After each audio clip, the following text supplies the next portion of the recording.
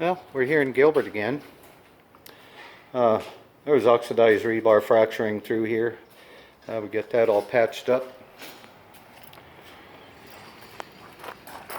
All the repairs have been made to the stem wall. And now we're waterproofing.